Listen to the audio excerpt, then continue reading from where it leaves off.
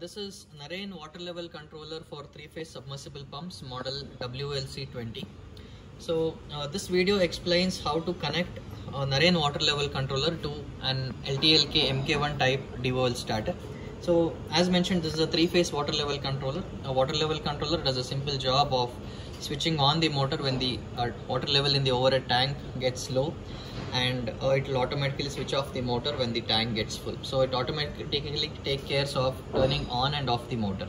Okay, this is a premium model wherein you will get an voltage display and the water level in the tank indication as well as the underground tank indication.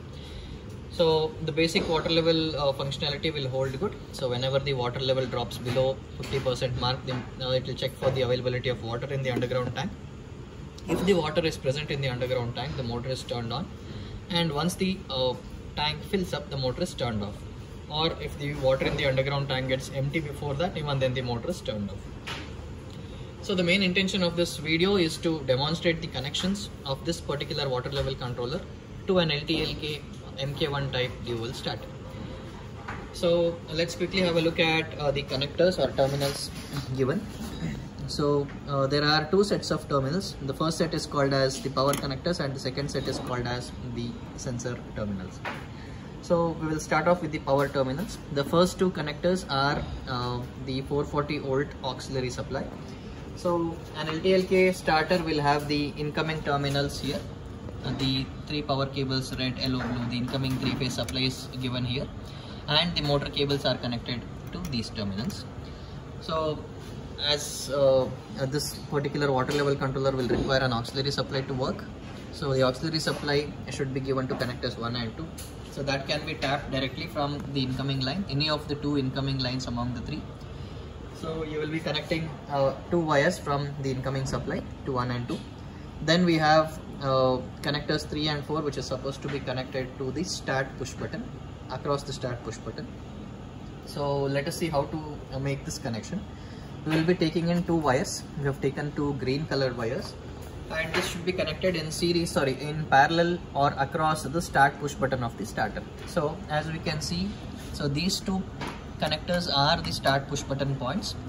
So we need to connect 3 and 4 in parallel to the start push button. So parallel means, so you need not remove any of the wires. You need to connect these two wires on top of the existing wires. So 3 and 4 should be connected to these 2 points. So wire from 3 is connected to the left hand side point and wire from 4 is connected to the right hand side point. So these are not polarity specific, so it doesn't matter. So any one wire from 3 should go to either of these points. So the main thing is it should be connected to any one of these 2 points. So wires from 3 and 4 will be connected to these 2 points. So then we are left with the connectors 5 and 6. 5 and 6 is supposed to be connected in series with the stop push button. So this will be the normally closed contact which should be connected in series with the stop push button. So when we can have a look at the LTLK DOL starter, so there will be a wire connecting the off push button to the coil like this. So first what we need to do is we need to remove this wire which is connected. So this wire which is connecting between these 2 points, this point and this point, there will be a wire connecting here. So this has to be removed initially. Post that you need to take 2 wires from 5 and 6. Again, these are not polarity specific. So one wire should be connected to this particular point and the second wire should be connected to this point.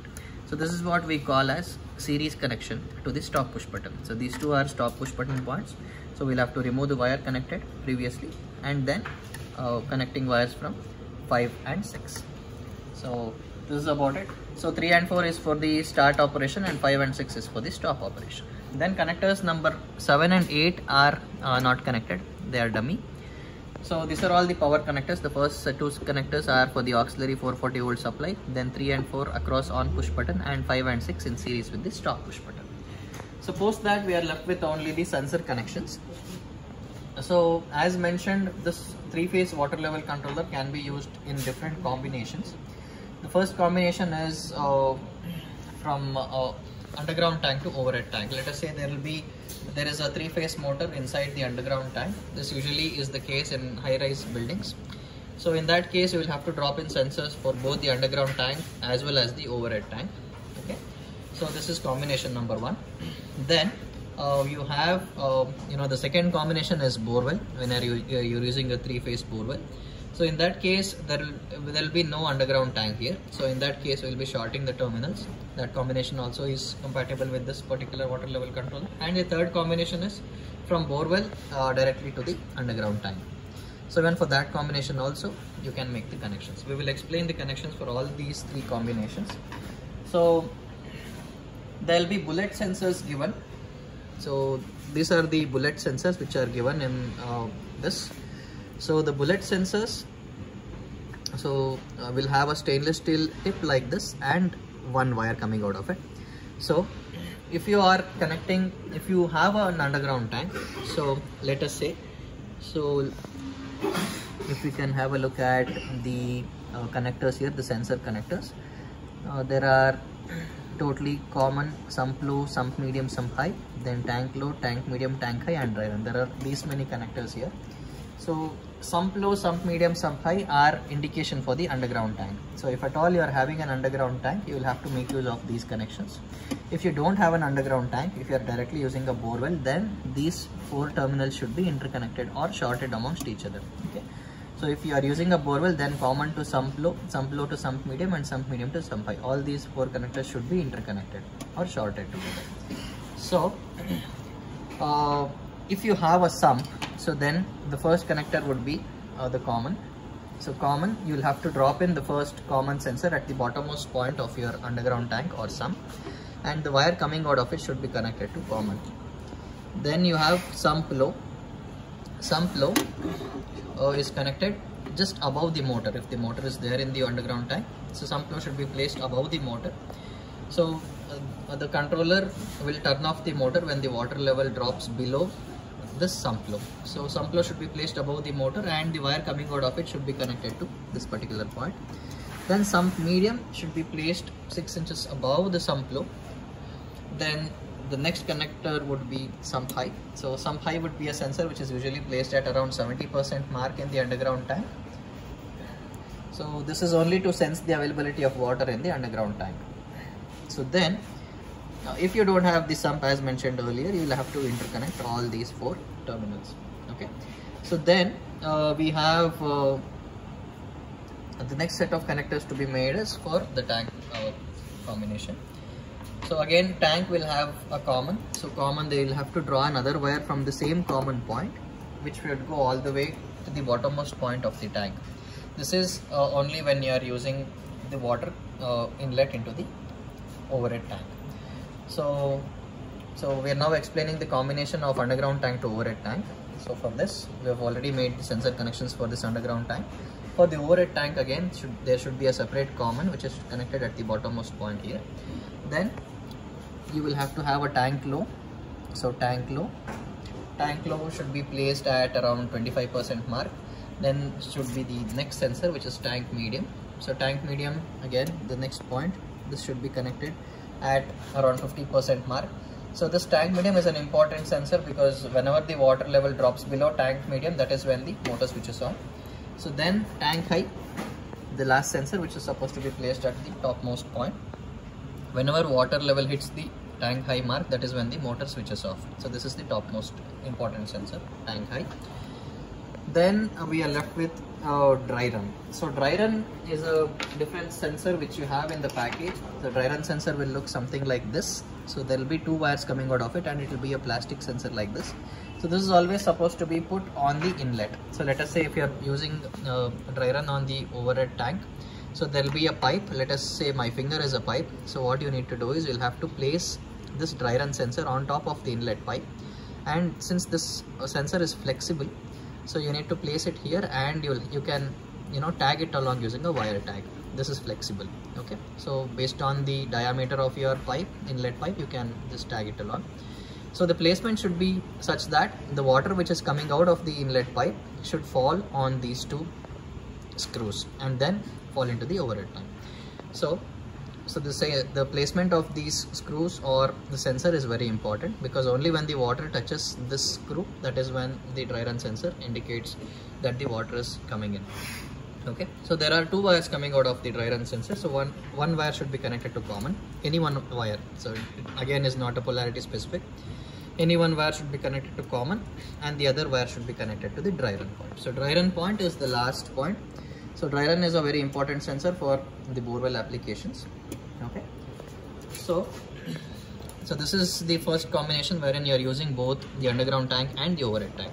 Let us say you are pumping the water from the borewell to the overhead tank directly. So in that case, as mentioned earlier, you need to short all these 4 terminals, and then you will have to make the tank connections only. You need to you're supposed to use only the sensors inside the overhead tank and make the respective connections. Then the third combination would be pumping the water from borewell to the sump. Here, since you are using a borewell, all the sump connections should be shorted, and the sensors, since the borewell is falling, since the water is falling into the sump or underground tank, you are supposed to place the sensors in the sump, but the connection should be made to the tank connections here. So this is the third combination. So once the connections are made, the operation would be very simple. We will quickly have a run about the operation, how it works. So let us say the water in the overhead tank starts to get empty. So if the water level drops below 75% mark, which is the tank medium, that is when the motor switches on. So the water level is dropped below, so you can see the motor turning on. So once the motor switches on, the controller will wait for the water to fall on the dry run sensor. So once the water falls on the dry run sensor, that is when you will see the flow indicator. Till the time the water falls on the dry run sensor, there would be no flow indication. Once the water starts coming in, the water level starts to rise in the overhead tank.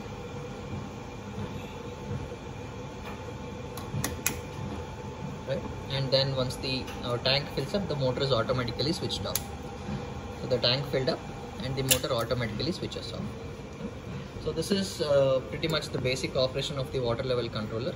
So along with that, since this is a premium model, we have the voltage display and also the low voltage and high voltage protection. Along with this, you can also adjust the dry run time. So that dry run is a condition wherein the motor is turned on but the water is not coming inside the overhead tank. So that is sensed using a dry run sensor. Whenever the water doesn't fall on the dry run sensor, even after the set time, that is when the controller switches off the motor, sensing that the water is not coming in. Then along with this, you also have an additional motor off timer, which is a protective mechanism again. So let us say if your tank takes around 30 minutes to fill up, we can set an additional time of around 45 minutes or something. So this is just to indicate the controller that even if the if the motor continues to run for more than the set off time, so you please switch on the motor. That is this setting. So this is just to avoid overrunning of the motor. So we can set that time, which is there. The setting is there. So if there are conditions wherein sometimes when we are about to clean the overhead tank, the sensors might not be placed in the right manner.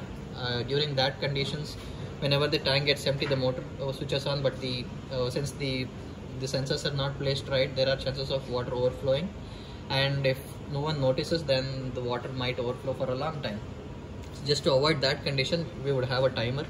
So once the time is up, the motor is automatically shut off and it will enter an error condition. Till the time someone comes and hits the reset button, the motor doesn't switch on.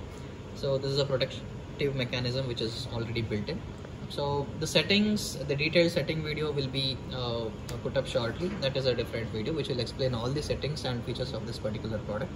The main intention of this video was to demonstrate the connections of this particular model into the MK1 type dual starter. I hope the connections are clear. Any queries, you can always reach us out on 99722 I repeat, it's 99722 You can also browse our website www.narenelectrics.in if you need further information on our different products. So I hope the video was clear. Thanks so much for watching this video.